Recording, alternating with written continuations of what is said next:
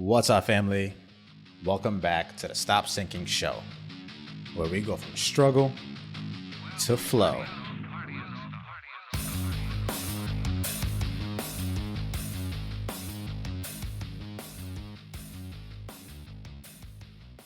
Everyone tells you to be yourself, to be you, and yet we live in a world full of fakers and pretenders.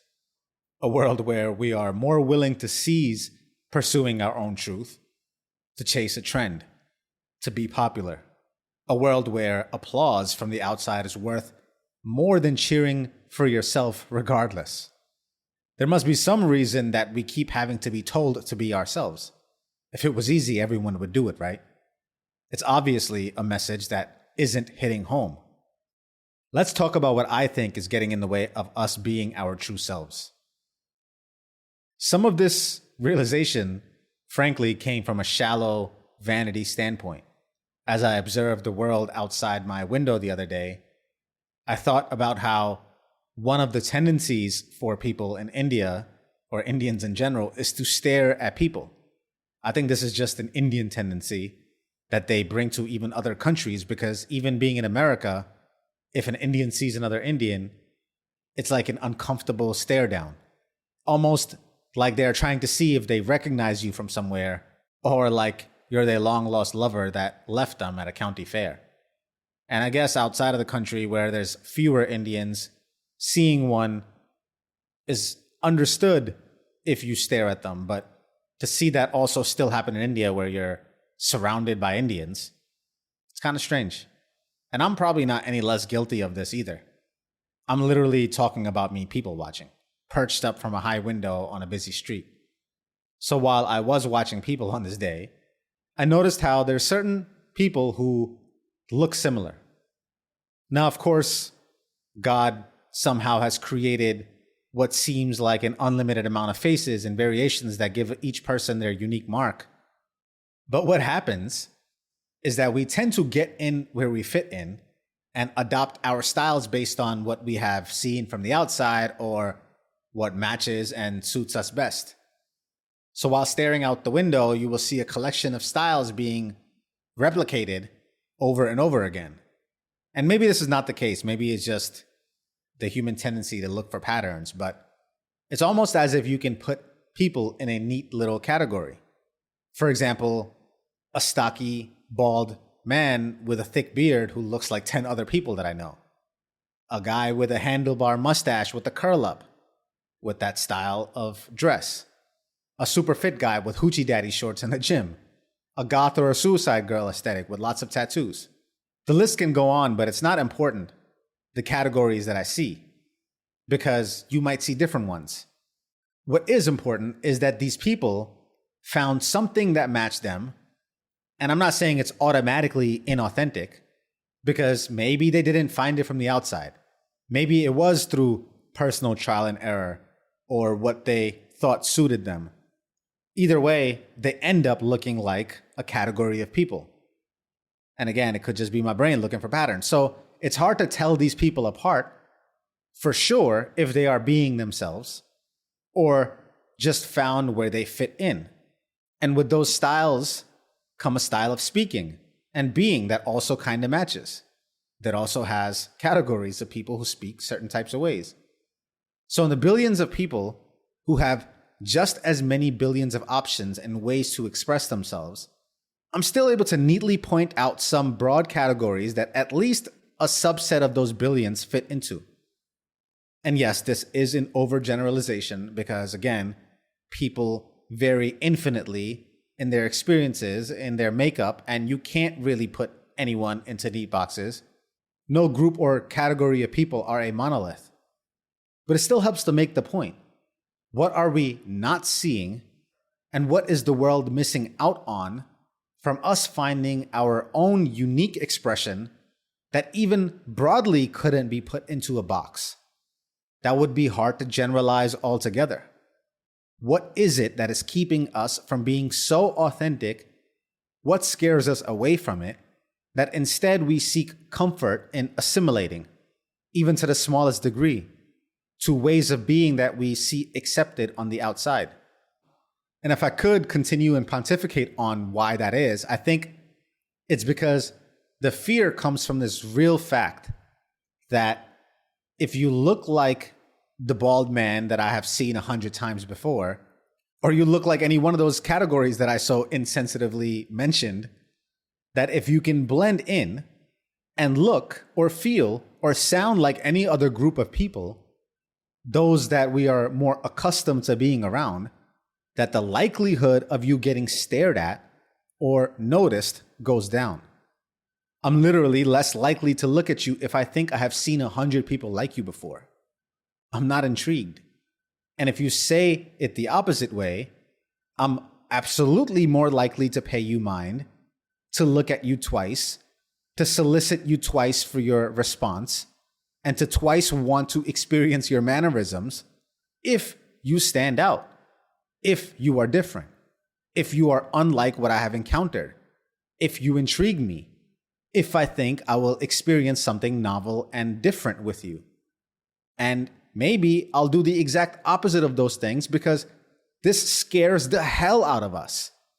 Both being noticed, but also the one who has to pay you the mind if you're so different. Because maybe I don't want to. Maybe I'm tired. Or maybe I'm not in an environment where I feel comfortable. But now, with you, who are a complete wild card, I have to have all of my spidey senses up. If you are so different, I have to pay attention to everything. I literally have to use more of my brain energy, so much more, just to be around you. And that's scary because you are so different, so authentic, so something I haven't seen before, that I don't know what I'm up against. I can't put you in a neat category. And that scares the hell out of me because I don't know how to deal with you and because I'm afraid of the unknown. I generalize and put into neat boxes because it makes it so much more manageable to deal with the world that way. If I have a mental model for you, I can anticipate how my interaction would go. Without that, it's a landmine of surprises. The thing is that this also starts out from how you see yourself. Most of us are receivers, antennas, waiting for signals to direct us so we can portray what is being aired to us. Very few of us are transmitters, setting the program. So usually we go around looking for things to believe in, to act out, to relate to assimilate to. We also find it very scary to be something that we don't see an example of outside.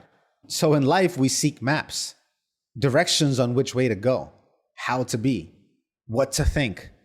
And if you were to be truly yourself, to be your own authentic, unique version of you, you will have to do the labor of real thinking.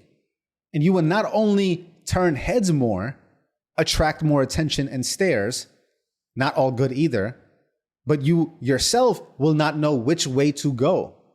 It's scary because there are no maps to new places, to the place that only you can occupy, to the voice that only you can use. And the process of discovering and then having the courage to express that is so daunting and scary that we much rather blend in with the crowd. I read the other day, the closer you get to God, the weirder you seem to people. And if you're not anchored in God's truth, you'll be swept away by what's trending. Compromise is the current, and it always pulls you away from God, pulls you away from your own divinity. God didn't call us to blend in, but to stand out. He didn't call us to be liked by the world. He called us to be a light in it. I said the other day on my episode 444 that to be entirely you is to highlight the nature that God has given you, to own it, and that the universe bends to the will of anyone trying to highlight the very thing the universe designed you for, your nature, designed by nature. It's almost self-service to the universe because the closest you are to yourself, the closest you are to your own divinity, the closest you are to God, to the universe. And that you then sync together, sing together. And that will absolutely stand out to people. And it will be uncomfortable for anyone you meet because they can't easily define you. I wish to never be easily defined, to never be understood, to not have any desire to be understood. And we fear what we don't understand, so it will naturally scare anyone to be around a person that cannot be understood or easily defined or neatly put into a box. And that's fine. Jesus was perfect, and yet people hated him. He was crucified because his charisma could not be controlled. He was entirely a representation of the divine, limitless in potential and power. And that scared them. Being you will scare everyone. And that scares you. This is invention, as the hacker Pablos Holman says, to create something that doesn't exist. You can't invent something new by reading directions. Going from 0 to 1 is infinitely harder than going from 1 to 10 or 1 to 1,000. You have no guidelines, no roadmap, no clear path. It can take a lifetime to invent something new, to invent yourself. Every time after the invention, the second to the nth time, that's not invention. That's craft. It's not art. It's craft, not creation. No wonder it's hard. No wonder it's daunting.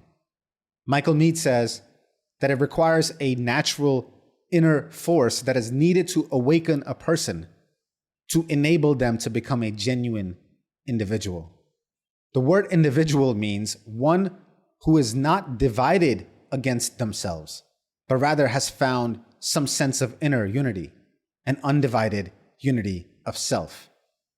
And while it feels hard to be yourself, feels scary, I'll leave you with this. It's only hard because you think it is. Actually, being your authentic self is the unlearning of everything else that you have been taught. The unlearning might be hard. To be yourself, though, is the easiest thing in the world. It's to shed away all that you have learned that you need to be. To let go of the narrative you have adopted, the mind game. Just look at the rest of you that works exactly as it was designed, without question. Your heart doesn't ask for permission to beat. Your lungs don't to breathe. Your being to be. Only your mind gives up its own authority, gives up the reins to its own jurisdiction. And when you don't rule it, something else rules it for you, and then it rules you. Neil Gaiman says, the moment that you feel that just possibly you're walking down the street naked, exposing too much of your heart and your mind and what exists on the inside, showing too much of yourself, that's the moment you may be starting to get it right. Any genuine attempt to articulate and express the truth, your authentic self, has unstoppable power. I love you, family. Stay true always. I'll see you on the next show.